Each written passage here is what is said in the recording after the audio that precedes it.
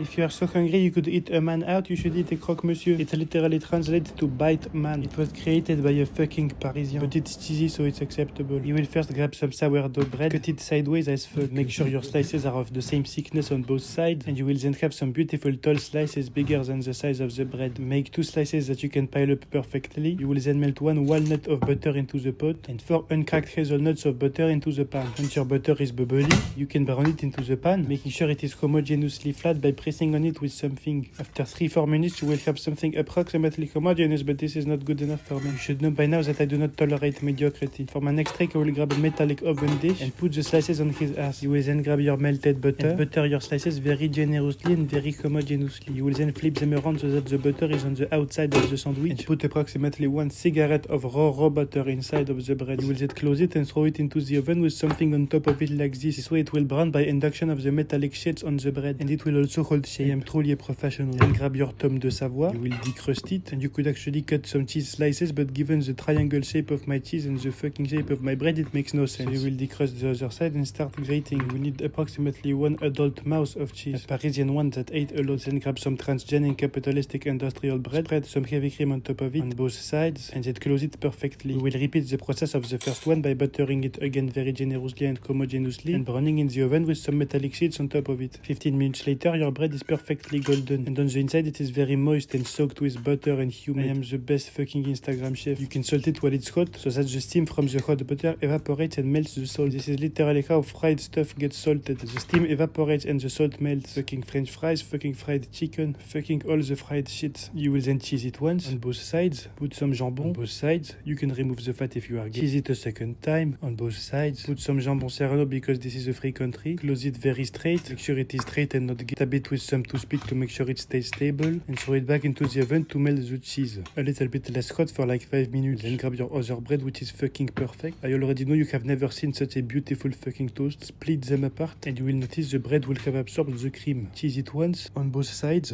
put some jambon, remove the fat if you are gay. Cheese it a second time, put some serrano and close it. Stabilize with some toothpick, and same process, throw it in the oven to melt the cheese. Now check this out, your croque-monsieur. I offered God to be a paid actor so that he could shine his light on my croque-monsieur. The small one is also cute. We'll then slice into your croque-monsieur. Very delicately, do not break the structure. Same with the little one. And check this out, your croque-monsieur. I actually think that the sourdough one is less sexy than the industrial one. What do you think, chat? My cheese pool is pretty made, so you could add approximately 3 times more fucking cheese. Now listen to the sound it makes when I bite into it.